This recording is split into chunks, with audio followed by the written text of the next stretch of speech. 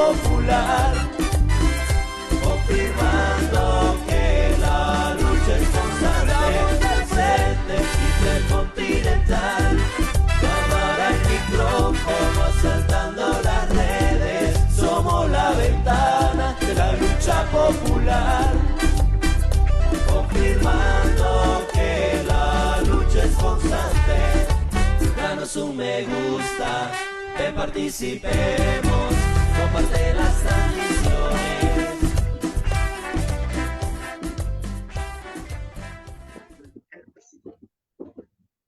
Un saludo para todos los compañeros que en estos momentos se están conectando y que van a estar con nosotros en este conversatorio que será de mucho interés. Bueno, como hemos dicho en el flyer que pusimos en la página, vamos a tener con nosotros al compañero Leonel Herrera. Ustedes saben que el compañero es un periodista. Siempre que viene con nosotros nos da buena información. El tema de ahora, como también ustedes han leído, se llama El Salvador en la coyuntura internacional. Les pedimos a todos ustedes que por favor compartan, ya que es de mucha importancia que otros compañeros que no tienen la oportunidad de verlo en directo o que no conocen la página, pues también se den cuenta de que hay un grupo de compañeros de salvadoreños que están en el exterior y que están tratando también de llevar la realidad de nuestro país para el mundo. Vamos a pedirle al compañero Marvin, como es de costumbre, que por favor un saludo corto, ya que tenemos poco tiempo. Al compañero queremos tratar la manera de sacar el jugo, como decimos en buen salvadoreño. Así que adelante, Marvin. Bueno, muchas gracias. Gracias a nuestro invitado. Gracias a las personas que ya se están conectando. Soy Marvin de Cantagallo, Chalate, un salvadoreño actualmente en Toronto, Ontario. Aprovechemos el conocimiento del compañero, que es un periodista acucioso y activista social, y hagamos las preguntas relacionadas al tema y con el debido respeto. Eso es lo único que les pedimos, que nos ayude a compartir. Gracias. Adelante. Gracias, Marvin. Bueno, vamos a presentar al compañero Leonel, pero a la vez le vamos a hacer la primera pregunta para que él, además de la presentación, le entremos al tema. Mira, Leonel, bueno, nosotros hemos visto los grandes acontecimientos que se están dando, digamos, a nivel internacional. Bueno, hay tantas guerras, hay elecciones, por ejemplo, lo que está pasando en Venezuela, las elecciones que se aproximan en Estados Unidos. Y quisiéramos ver desde tu perspectiva cómo tú ves que todo esto va a afectar, por ejemplo, a lo que es la política y a la sociedad salvadoreña. Así que te damos, Leonel, la bienvenida de nuevo. Gracias por estar con nosotros. Adelante. El micrófono, compita. Es un gusto estar siempre con ustedes, Carlos y Marvin, y con toda la gente que les ve, les sigue donde quiera que estén. Un saludo fraterno, un abrazo desde San Salvador hasta donde estén ustedes. Y bueno, me parece importante esta perspectiva que planteas de vincular a El Salvador con lo que está pasando en el mundo, ¿verdad? A veces la agenda internacional la relegamos, ¿verdad? De las discusiones por centrarnos en los temas de nuestro país, que hay razón, pues, porque son los que directamente nos afectan y los tenemos muy cercanos y somos parte de ellos. Pero también, digamos, nuestro país no está aislado, ¿verdad?, de lo que está sucediendo. Muchas cosas que pasan en nuestro país son repercusiones de fenómenos también globales, ¿verdad? Yo justo ayer estaba facilitando una jornada de análisis de coyuntura y decíamos eso. Por ejemplo, hablamos de que el que en El Salvador exista un gobierno de ultraderecha, populista, con las características del gobierno que tenemos en nuestro país, también es un fenómeno internacional, ¿verdad? El ascenso de las ultraderechas, ¿verdad? Y por eso vemos a Bukele coqueteando con Milei, con Donald Trump, con Bolsonaro, ¿verdad? En Europa tenemos a las Meloni, Orbán. Entonces la ultraderecha, ¿verdad? La extrema derecha que fue derrotada en la Segunda Guerra Mundial con la caída del del nazismo alemán y el fascismo italiano, y fueron a esconderse a las alcantarillas, ¿verdad?, de la historia. Pero luego en las últimas décadas estas ultraderechas han salido de donde estaban escondidas y son movimientos masivos, ¿verdad? Hay países europeos donde gobiernan directamente, ¿verdad? Como Italia, Hungría. Hay otros donde gobiernan en coaliciones con otras fuerzas conservadoras de derecha. Entonces, en América Latina, este fenómeno, ¿verdad?, de la ultraderecha se expresa en gobiernos, el de Donald Trump que tuvimos, el de Bolsonaro que también tuvimos, y los actuales gobiernos de Argentina de Milei y Bukele en El Salvador. Entonces, ahí tenemos un ejemplo de cómo lo que sucede en nuestro país también está vinculado a dinámicas internacionales. Y hay otros hechos concretos, ¿verdad? No solo fenómenos o procesos políticos como el ascenso de la ultraderecha, sino que también hechos concretos tienen también repercusiones en nuestro país, ¿verdad? Por ejemplo, ahorita un tema muy relevante es el desenlace que va a tener la campaña electoral en Estados Unidos, ¿verdad? Y cómo repercute en El Salvador. Yo planteaba en una entrevista de televisión hace algunos días que para el gobierno salvadoreño no hay perspectiva de interlocución futura con los Estados Unidos, ¿verdad? La expectativa que tenía Bukele con que ganara Donald Trump, ahora se ven amenazadas con la posibilidad de que los demócratas remonten la cuestión y termine imponiéndose la fórmula de Kamala Harris y Tim Walz, ¿verdad? Pero aún, decía yo, si ganara Trump, Bukele ya no tiene asegurado interlocutar, porque vieron ustedes lo que Trump salió diciendo de Bukele, ¿verdad? Sobre el tema de las pandillas, diciendo que pandilleros salvadoreños están yendo hacia los Estados Unidos, y que no es cierto, dijo Trump, que Bukele sea el gobernante genial que su propaganda dice ser. Es decir, en pocas palabras, Trump le dijo a Bukele, no te creo, ¿verdad? Entonces, si en los que Bukele tenía su expectativa, que era Trump y los republicanos, no creen en Bukele, no lo ven como un interlocutor, entonces significa que el gobierno del Salvador, ¿verdad?, no tiene posibilidad de un buen relacionamiento con los Estados Unidos. Y el problema es que en eso el que pierde es el país, ¿verdad?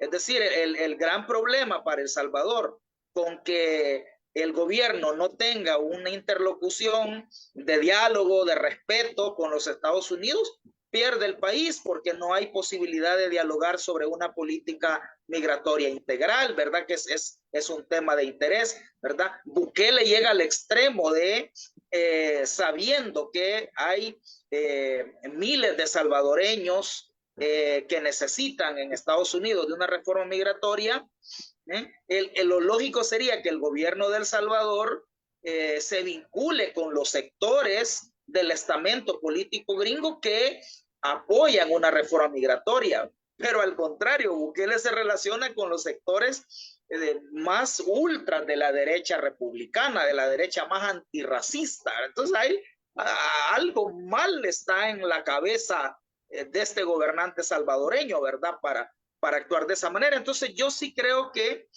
es bueno que le demos lectura siempre a la... Bueno, acaban de ver ustedes también el chiste de Bukele denunciando fraude en Venezuela, ¿verdad? Yo no sé si hay fraude en Venezuela, eso lo tienen que resolver en Venezuela, ¿verdad? Nadie tiene derecho a determinarlo fuera de Venezuela, pero el chiste es que el presidente de El Salvador, ¿verdad?, reelecto de manera inconstitucional, ¿verdad?, en un proceso extremadamente fraudulento, con un manipuleo de las instituciones etcétera, remarcando la cancha electoral a su favor, él sale denunciando fraude en otro país, ¿verdad? Eso es como señalar la paja en el ojo ajeno, ¿verdad? Sin verse así mismo. Entonces yo creo que sí es importante que conversemos, o el silencio del gobierno salvadoreño frente al genocidio en Gaza, ¿verdad?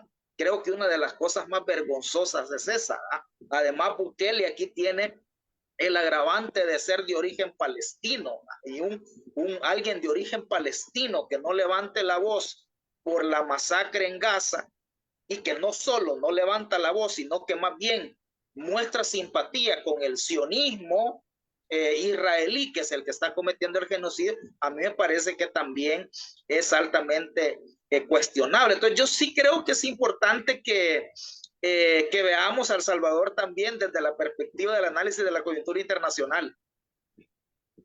Correcto, Leonel. Fíjate que ahí quiero puntualizar un par de cosas. Por ejemplo, ¿cuál es el pensamiento de Bukele? Trump es un tipo xenofóbico, él odia a los migrantes y él dice, voy a sacar todo el migrante que pueda. La válvula, una de las válvulas por las cuales no ha caído, no ha quebrado El Salvador la economía, es la válvula, la gente se sigue yendo por miles, pues y hay que decirlo, sin documento. Entonces, Bukele apoyando a un tipo que lo primero que dice, yo al llegar saco a miles de latinos o a la gente que no tiene documentos, o sea, un tipo 1 millón dice que va a sacar al nomás llegar, 1 millón dice que va a sacar. Xenofóbico, homofóbico, etcétera, etcétera, Donald Trump. Entonces, ¿cuál es la lógica de un Bukele? Pues, aparte de que ya le dijo de que ya sé el trance que hiciste con las pandillas, lo digo a título personal, que hiciste, me mandaste los líderes, los delincuentes, ¿verdad? Y tenés en la cárcel, como quien dice, los pandilleros de baja monta, y eso es real, pues la Corte de Nueva York, oiga, con el Croc y todas las declaraciones ha salido a la luz eso. Pero ¿a qué le apuesta Bukele en política internacional? O no tiene ni idea de qué es política internacional. Y él presume que su papá nació en Belén, según dice, ¿verdad? O su abuelo. Entonces, o sea, ahí entramos el tema de genocidio, pues, que está sucediendo en Palestina, pues. ¿Cuál es la política? Tú que estás allá y más empapado, ¿cuál es la política internacional de Bukele? ¿Cuál es la visión política? Mira, Marvin y Carlos, yo diría que el gobierno de Bukele no tiene una política exterior basada en los intereses del país. Yo creo que ese es el elemento central, sino que más bien es una perspectiva marcada por las afinidades ideológicas de Bukele, por la perspectiva narcisista de Bukele de presentarse como una celebridad global, ¿verdad? Y por eso es la inversión millonaria en publicidad permanente en redes sociales en todo el mundo.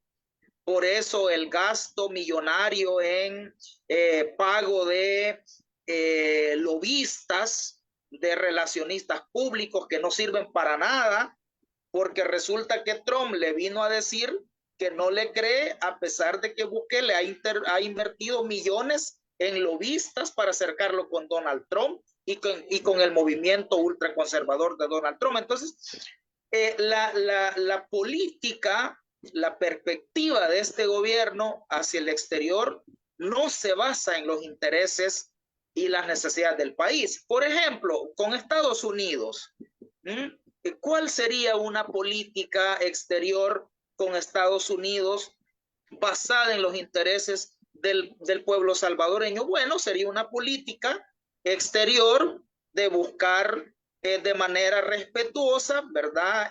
No se trata ni de someterse ni de querer imponerse, sino que una política de respeto, de diálogo, de interlocución y de abogar por la situación de los migrantes salvadoreños en Estados Unidos, ¿verdad? Es decir, un presidente de un país que tiene 1/3 de la población en Estados Unidos, fíjate, ni México, que es vecino, tiene 1/3 de la población.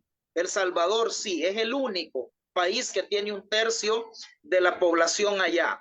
Segundo, que su economía depende del envío de las remesas de Estados Unidos, ¿verdad? Esta maltrecha economía salvadoreña, desigual, con una altísima concentración de la riqueza, sin un poder adquisitivo de la población consumidora, sin atracción de inversiones, con el salario mínimo más bajo de Centroamérica, solo por encima de Nicaragua, me parece. Es decir, depende de las remesas que envíen de allá. Tercero, el país, su comercio depende de las exportaciones que van a Estados Unidos, ¿verdad? La mayoría de las exportaciones salvadoreñas van a Estados Unidos y la mayor parte de las importaciones vienen de allá.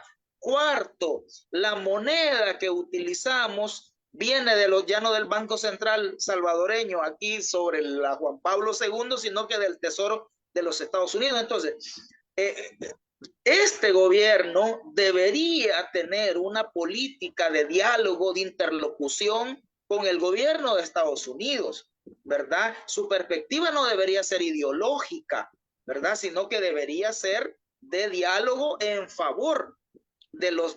Yo no sé qué dirá la diáspora en Estados Unidos, si hay alguien de la diáspora que quiera responder mi pregunta. ¿Qué les parece a ustedes que Bukele, en vez de aliarse con los sectores que apoyan a los migrantes en Estados Unidos, simpatiza con los sectores más racistas, más antiinmigrantes, más xenófobos? Entonces, la actitud frente a Estados Unidos me parece que muestra claramente que este gobierno no tiene una política basada en los intereses del pueblo salvadoreño. Otro ejemplo donde en mi opinión se demuestra claramente que no hay una política exterior basada en los intereses del país es que no hay una estrategia para Centroamérica, ¿verdad? Este Bukele ni siquiera se reúne con los demás presidentes de Centroamérica, nunca se ha reunido. Bukele no habla con el presidente de Guatemala. Con los hijos de Xiomara Castro en Honduras sí hablan, pero por cuestión de negocios que tienen los hermanos de Bukele con los hijos de Xiomara Castro. Pero no hay un diálogo para juntar a El Salvador con Honduras, por ejemplo, para hacer una estrategia conjunta para atraer inversiones, que ahí podrían venir inversiones. El Salvador es un mercado demasiado pequeño, no vienen inversiones solo a El Salvador. Bueno, nos juntamos con Guatemala y con Honduras y diseñamos una estrategia conjunta. Eso no lo hay, ¿verdad? Entonces, Bukele no habla con el presidente de Costa Rica. Dicen que con Ortega sí habla, ¿verdad? Bajo la mesa, quizás para que le enseñe a cómo consolidar una dictadura. Pero, digamos, no hay una política gubernamental, ¿verdad?, de interlocución y de coordinación con Centroamérica.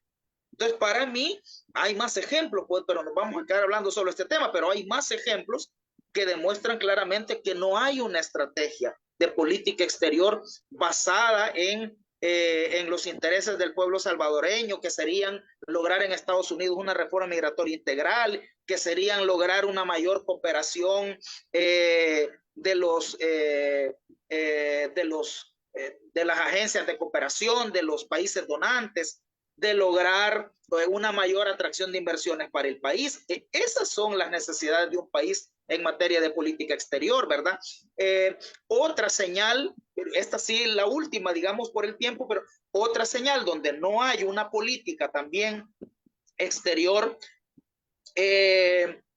como la que necesita es que El Salvador está aislado de las dinámicas de la comunidad internacional, ¿verdad? El Salvador, por ejemplo, hace poco hubo una audiencia de la CIDH donde las autoridades salvadoreñas llegaron a negar todas las violaciones a los derechos humanos que se cometen en el marco del régimen de excepción. O sea, El Salvador es un paria. La ONU, la CIDH ven al Estado salvadoreño como un Estado violador de los derechos humanos. Entonces, una política exterior también busca respetar el derecho internacional, busca el apoyo de las instituciones de la comunidad internacional. Y este gobierno lo que pasa haciendo es renegando y estigmatizando a la comunidad internacional porque ésta le exige que respete la democracia y respete los derechos humanos. Entonces, claramente no tenemos una política de cara al mundo Lo que hay es una estrategia propagandística de un presidente enfermo de narcisismo que quiere que lo miren en el mundo como una celebridad global, ¿verdad? Pero El Salvador no está destacando por otras cosas, ¿verdad? Y más bien de las cosas por las que hemos destacado frente al mundo, este gobierno quiere desatenderse, ¿verdad? Por ejemplo, El Salvador fue bien visto en el mundo por los acuerdos de paz, por terminar de manera política un conflicto, y no cualquier conflicto, una guerra civil, ¿verdad? El Salvador también fue bien visto en el mundo porque fue el único que dijo aquí no va a haber minería porque si no nos vamos a acabar ambientalmente el país. Pues mira, de los acuerdos de paz, Bukele reniega, dice que son una farsa, y la prohibición de la minería ahorita están en un proceso de quererla revertir. Entonces, hay paz el gobierno jactándose, ¿verdad? Tenemos la mayor cárcel del mundo, tenemos el mayor hospital, tenemos cosas de las que de manera dudosa vos te podrías jactar, y de las cosas positivas por las que sí te podrías jactar del país frente al mundo, de esas este gobierno está renegando. Bueno, yo quisiera abonar algo a lo que tú decías. Por ejemplo, la raíz de donde viene Bukele. Yo pienso de que, mira, ¿qué se puede esperar de un presidente, de una persona como Bukele si prácticamente traiciona pues a su pueblo? No dice nada del masacre que están sufriendo. Eso es por un lado. Y por otro lado, yo veo una situación, saliéndome quizás un poco de lo internacional y pasándome a lo nacional. Mira, yo no sé si te has dado cuenta en la descomposición en la cual está cayendo lo que es Nuevas Ideas, con respecto a que ya parece que entre ellos hay conflictos internos que, bueno, eso de una u otra forma pues va a afectar al partido, y el pueblo creo que se va a dar cuenta de lo real, del tanto robo que están cometiendo. Porque una de las cosas que quizás acá en el exterior nos estamos dando cuenta también de que Bukele no tiene en realidad algo concreto, decir esta línea es la que voy a seguir. Él se va para el mejor postor, y tenemos el caso como un ejemplo a China, por ejemplo, que le está dando no sé cuántos millones para hacer el estadio de Santa Tecla, si no me equivoco. Allá está Grecia, creo que es el otro país que le va a dar no sé cuántos millones para que haga no sé qué cosa también en otro puerto. Entonces, se ve de que él lo que le interesa es que le llegue dinero, cantidades millonarias. Es lógico, una parte la va a ocupar porque tiene que darle alguna fisonomía cómo él está utilizando el dinero, pero la otra parte se la está agarrando él. Entonces yo no sé, por el tiempo, porque como tú decías, yo sé que tú también estás tú con el tiempo corto, así que no sé cómo veas la situación esa, Lionel. Mira, sobre lo que comenta de la corrupción y estas divisiones que hay al interior del partido de gobierno, yo creo que al interior del mismo partido también mucha gente se está desencantando. Youtubers que eran tan leales a hacerle propaganda a Bukele ahora están con una posición crítica porque ya se dieron cuenta, ¿verdad? Ahora con esto de la corrupción en la asamblea, yo para eso recomiendo que busquen en el diario Colatino, en la sección de opiniones, una columnita que escribí que se llama 5 tesis sobre la corrupción en la asamblea. En resumen, planteo, la primera tesis es que la corrupción en la asamblea confirma que esta gente, Nuevas Ideas, salió más corrupta que los anteriores. O sea, ellos violaron todas las promesas de transparencia. Dijeron que se iban a quitar el fuero, no lo hicieron. Dijeron que iban a transparentar todo el manejo de los fondos en la asamblea. Al contrario, le pusieron veda de 7 años al acceso a la información. Es decir, se han contradicho en todo. Bukele creó las CICIES y a la primera que la CICIES estaba investigando casos de corrupción en el manejo de los fondos de la pandemia la cerró. Entonces, estos tipos son corruptos, son intransparentes, no rinden cuenta, son peores. El que el propio presidente en su discurso tome posesión del segundo mandato inconstitucional le diga al país no me pidan transparencia, a mí me parece que eso es el acabose, ¿verdad? Un presidente diciendo no me pidan transparencia. cuando un gobierno lo primero que tiene que dar es transparencia, porque son fondos del dinero de la gente los que manejan. La segunda tesis que planteo es que es probable que la corrupción en la Asamblea se esté utilizando como un chivo expiatorio para desviar la atención sobre la gran corrupción en el gobierno. La gran corrupción de este gobierno probablemente no esté en la Asamblea. Esos diputados son unos rateritos en comparación con la gran corrupción que debe haber en otros ámbitos, en el manejo de los fondos de casa presidencial, en la asignación de los grandes proyectos, en el Bitcoin, en el manejo de los fondos que hubo de la pandemia, en el manejo de los fondos en el marco del régimen de excepción, en esta creación de empresas privadas con fondos públicos, en la DOM, en estos negocios que quieren hacer con una empresa turca para privatizar los puertos. Ahí está la gran corrupción seguramente de este gobierno. Entonces le tiran lo de la Asamblea para hacerle creer a la gente que la corrupción está en la Asamblea y no está en otros lugares. La tercera tesis que planteaba es que esto es un distractor frente a la falta de solución a los problemas de la gente. Es que aquí, mira, Carlos, más allá de la seguridad, con todos los cuestionamientos que tiene el logro de seguridad, ¿verdad? En materia de violación a derechos humanos, de abusos contra personas inocentes, etcétera. Pero digamos el logro en seguridad, pero más allá de la seguridad, aquí no hay nada, nada. O sea, sigue el desempleo, sigue la falta de inversiones, sigue el alto costo de la vida, sigue la crisis alimentaria, sigue la falta de agua potable en muchas comunidades urbanas y rurales. Entonces, no hay nada, ¿verdad? Entonces, frente a eso, ¿verdad? Para desviar la atención, crear el espectáculo de la corrupción en la Asamblea, ¿verdad? Y luego también planteaba que la corrupción en la Asamblea podría ser incluso una cuestión provocada y controlada desde el propio gobierno para Bukele justificar un golpe contra la Asamblea y decir, bueno, voy a quitar a estos diputados corruptos, me salieron corruptos igual que los anteriores, los voy a quitar, voy a disolver la Asamblea, y disuelve la Asamblea y hace una constituyente, una nueva constitución, ahí le pone la reelección indefinida y ahí termina de hacer todo la readecuación del marco jurídico que él necesita para su proyecto dictatorial y para el proyecto económico familiar que ellos están desarrollando. Entonces, ojo con eso.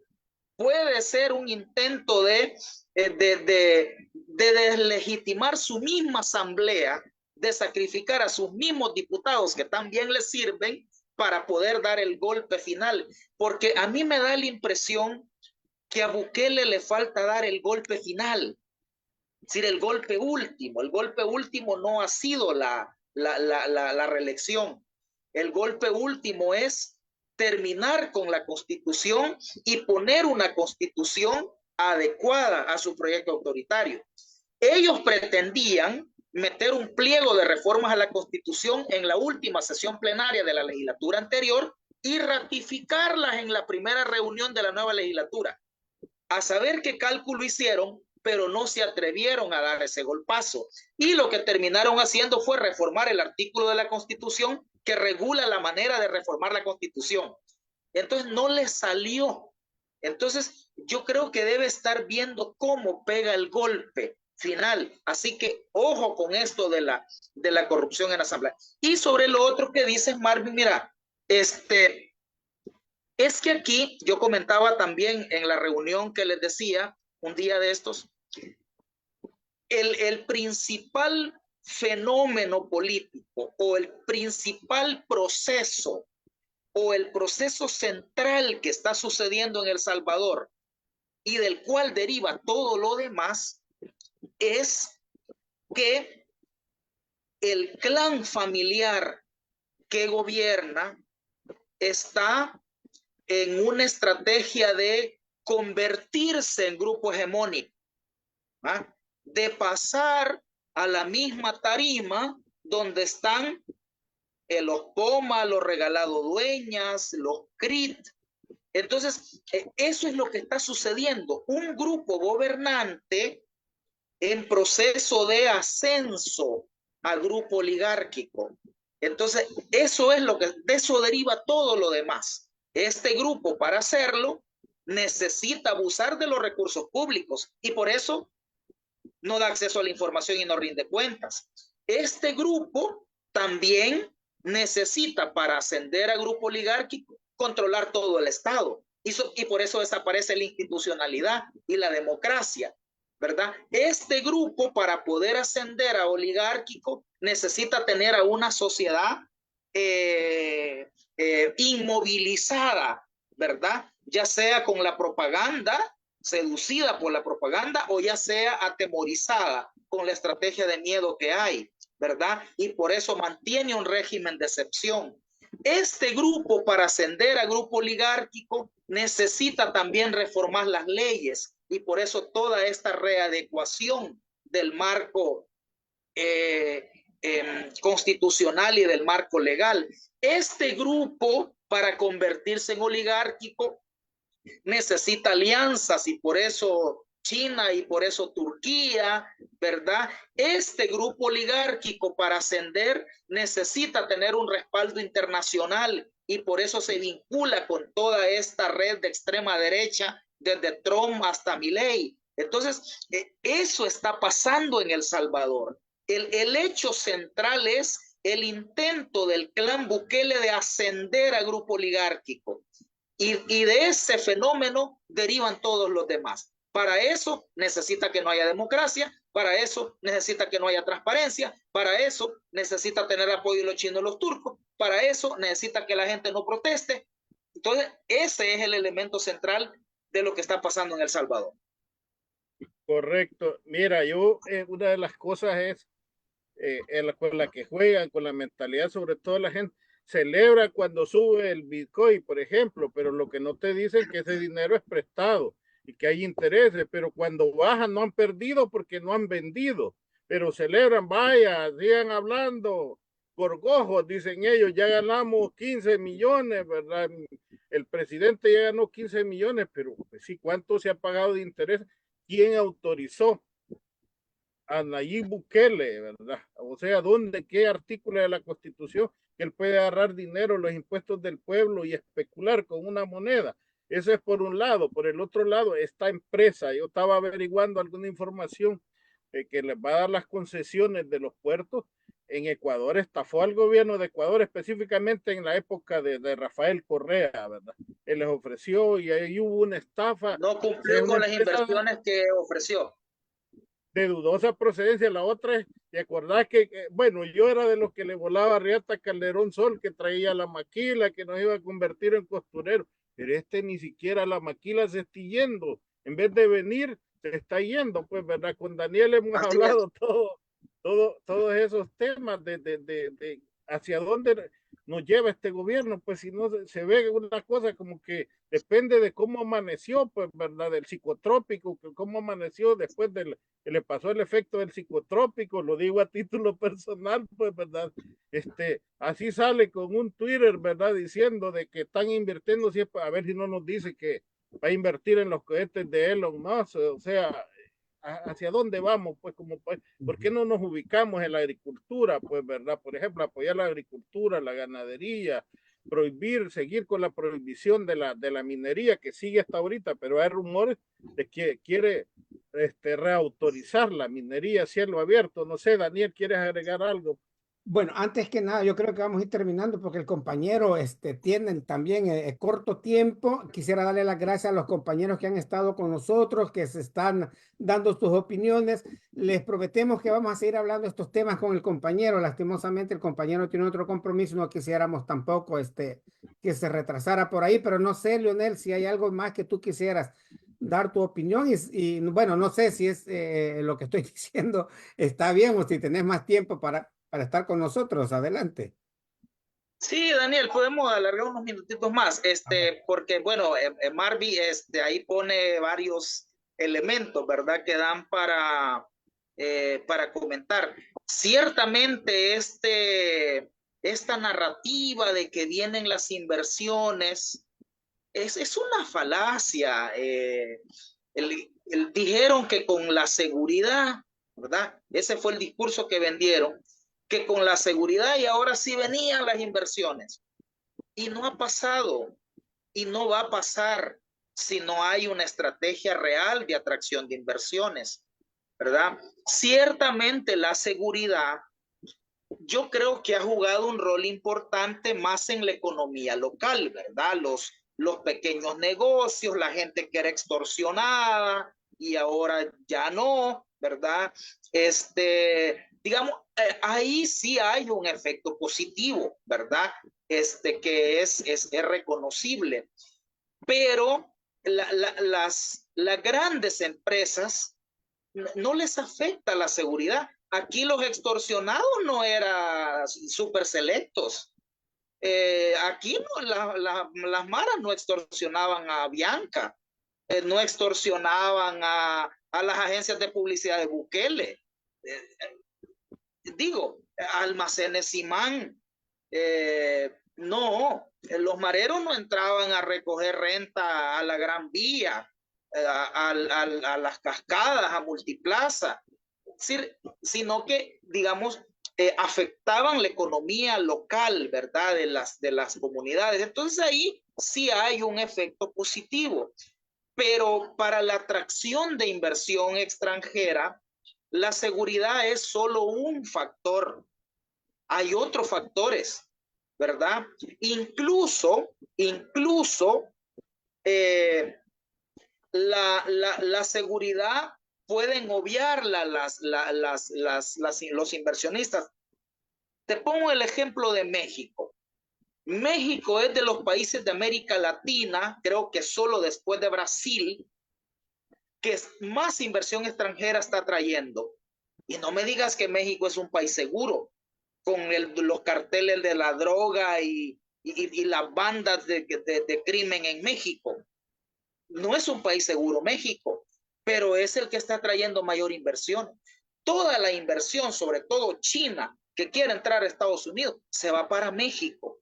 Entonces, la seguridad no es el factor decisivo, o en todo caso, es solo uno de los factores. En el caso de El Salvador, hay una serie de factores que impiden la atracción de inversión. Primero es que es un mercado pequeño, un problema estructural que tenemos, un mercado pequeño.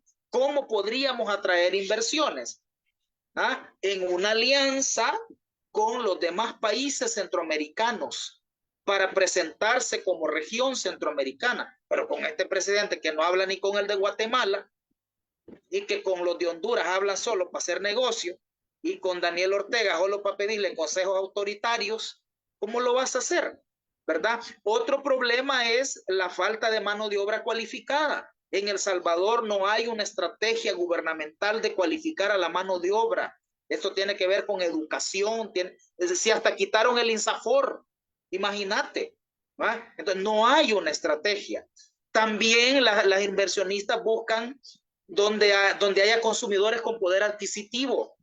Pero ¿y cómo va a tener posibilidad de comprar aquí la gente con 300 y algo de dólares de salario mínimo? La mitad del salario mínimo de Costa Rica, que son más de 600, ¿verdad? La clase media se está haciendo pobre y los pobres cada vez compran menos y comen menos, ¿verdad? Entonces, mientras no se aborden, y luego, por supuesto, las inversiones también, que haya seguridad jurídica y que no pase lo que dijo Marvin, ¿verdad? Que las reglas del juego dependen del estado de ánimo con el que amaneció la única persona que tiene todo el control del poder en el Estado.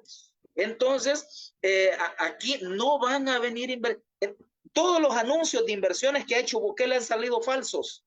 Y de los turcos va a ser uno más. Mira, Bukele la otra vez dijo que Qatar iba a invertir no sé cuántos cientos de millones de dólares. ¿Y dónde vinieron las inversiones de Qatar? Después fue a saber a dónde. Lo que no nos dio los cataríes, ¿dónde iban a invertir? Luego la otra vez salió con el embajador gringo diciendo que iban a haber inversiones de Estados Unidos. ¿Dónde están?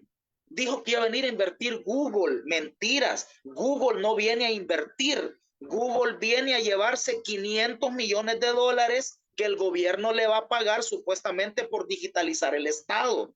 Entonces no son ciertas las ofertas de inversión. Y esto que van a venir estos turcos de Yilport a privatizar los puertos, Bukele ha dicho que 50 años, pero los turcos han dicho en Turquía que por 100. A ver quién dice la verdad, si el gobierno o los turcos, el gobierno dice 50 años, Turquía dice 100. Pero esta empresa, ya como decía Marvin, tiene el antecedente que en Ecuador no cumplió con las inversiones que se comprometió a hacer.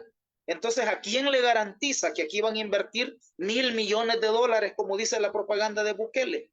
Entonces, no hay una estrategia real, ¿verdad? Bukele no tiene un plan.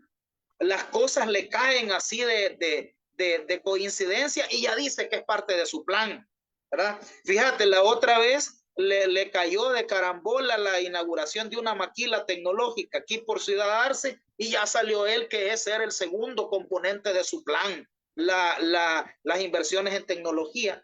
No hay un plan, sino que lo muestren, que lo enseñen, ¿verdad? Entonces, además, si es un plan de país, debería ser de conocimiento de los sectores del país y discutirse con la población. Aquí no se justifica tener los planes en secreto, ¿verdad? Entonces, ciertamente, todas esas cosas están mal en el país. Creo que hay gente que se va dando cuenta en el mismo interior del Nuevas Ideas, ya gente que se está, a mí me llama la atención, no sé si ustedes han seguido a Mónica Taher. Mónica Taher es una persona de la diáspora que era como la profeta de Bukele en el tema de desarrollo tecnológico. Ahora la tipa está volándole duro a Bukele por todas las mentiras y por toda la corrupción. O sea, dentro del mismo sector, gente que a nosotros nos criticaba y que nos atacaba por decir cosas críticas del gobierno, ahora lo está diciendo ya también, ¿verdad? Y yo creo que eso es positivo que la gente despierte, es positivo que haya una ciudadanía crítica. Eso va a ir obligando a este gobierno a rendir cuentas, lo va a ir obligando a abandonar la propaganda y a implementar verdaderas políticas de solución a los problemas del país. Bueno, yo creo que con lo último, perdón, Marvin, con lo último que has dicho, lo que tenemos que es prepararnos más a violaciones a los derechos humanos, porque a Bukele no le gusta que prácticamente gente que ha estado con él, bueno, o alguien, opositores que hablan o que dicen la verdad de cómo es la política que tiene, pues es lo que hace meter los presos. Así que de esperar más violaciones a los derechos humanos. Marvin, ¿ibas a decir algo? No, y yo voy a poner un ejemplo así, simple y sencilla. La guerra fue una farsa, dice Bukele, pero él sigue cobrando el impuesto FEFE, que es el impuesto que se implementó para la guerra al galón de combustible, 16 centavos, si no me falla la memoria, eran 16 centavos. Ese lo sigue cobrando, pero la guerra fue una farsa, pero él sigue cobrando ese impuesto, pues, ¿verdad? Ahí podemos. Y como dice el compañero Leonel, hasta gente fanática de él, como aquel Larín que hablaba de los extraterrestres, creo que todavía habla, se les ha volteado, pues, hasta gente gente que ya se dio cuenta o que tal vez no quiere seguirse untando, pues, ¿verdad? De toda esa podredumbre. Qué bien, yo los aplaudo. Hay que rectificar, bueno, eso podría decir. Bueno, entonces hoy sí, Leonel. Bueno, muchas gracias por la oportunidad y hay que seguir con estas discusiones, con estos diálogos. Yo creo que no quedas debiendo allí porque no terminamos la discusión ahí un día de estos, ojalá pueda estar nuevamente. Sí, retomémoslo la otra semana, por supuesto. Pero lo que les quiero decir, miren, Daniel, Marvin, es que está dando resultado el trabajo que se hace, del que hacen ustedes, el que hace mucha otra gente que está permanentemente facilitando estos espacios de discusión. Es esto que gente del mismo oficialismo se vaya dando cuenta, que otra gente, digamos, que ha estado, digamos, indecisa, también está tomando una actitud proactiva. Creo que es resultado del trabajo que ustedes hacen, así que les animo a seguir haciendo estas discusiones. Vean que no cae en saco roto, ¿verdad? No es semilla que cae en tierra árida, sino que en tierra fértil. Esta lucha contra la desinformación y esta lucha por la verdad y por esclarecer las cosas y por promover el debate serio, me parece que va a ir dando sus resultados. Así que ánimo, sigamos adelante y podemos retomar la conversación la otra semana. Gracias, compañero Leonel. Y es por eso también, como nosotros sabemos, como Frente Intercontinental, nosotros tenemos un compañero, el compañero Luisito Mengíbar también, que era un colaborador de nosotros, que andaba en las diferentes conferencias de prensa, diferentes movilizaciones que hacía la sociedad civil. En El Salvador también, él fue capturado. Pedimos la inmediata libertad del compañero. Como ustedes saben, el único delito que él tenía era prácticamente también llevar a nivel internacional, sacar a luz todo lo que se estaba dando en El Salvador y las violaciones a los derechos humanos que otras organizaciones también las decían. Así que nosotros inmediatamente pedimos la libertad de nuestro compañero Luis Mengíbar como un comunicador comunitario, como un compañero que estuvo con nosotros y que nos hace falta por acá. Luisito, a la familia de él, estamos con ustedes. Si lo pueden ver y pueden comunicarles, decirles que nosotros estamos pendientes también de la situación de él. Así que pedimos la libertad, no solo de él, sino que de todos los demás compañeros también que estuvieron. Así que yo me despido de ustedes, dándole las gracias porque estuvieron, al compañero Leonel. Marvin, ¿te vas a despedir también tú? Y yo me sumo también, Daniel, antes que cierre Marvin, me sumo también a esta demanda de libertad de Luis Mengíbar, un compañero líder comunitario, comunicador popular, colaborador de varias organizaciones, entre ellas el Frente Intercontinental, de este espacio en el que estamos. Así que yo me sumo a esa demanda, lo hice desde el primer día. Yo vi a Luis en la última conferencia de prensa, el día que lo capturaron. Entonces, expreso toda mi solidaridad, mi exigencia al Estado salvadoreño que cese esta persecución contra Luis y los demás detenidos, y le pido a toda la gente que nos sumemos, que montemos una gran campaña de presión hasta lograr la libertad de este compañero. Gracias. Marvin. Bueno, yo también pedir, exigir la libertad de Luis, porque no tiene los compañeros también de Santa Marta, cuyo único delito es de la defensa del medio ambiente, pues, y ahí unos delitos falsos, pues, y de todos los miles de inocentes capturados con el mote de pandilleros o cualquier mote, que son inocentes y que no tienen nada que ver con delincuencia ni con pandillas. Muchas gracias. Gracias, Marvin. Pendiente, compañeros. Nos vemos la próxima vez, la próxima semana.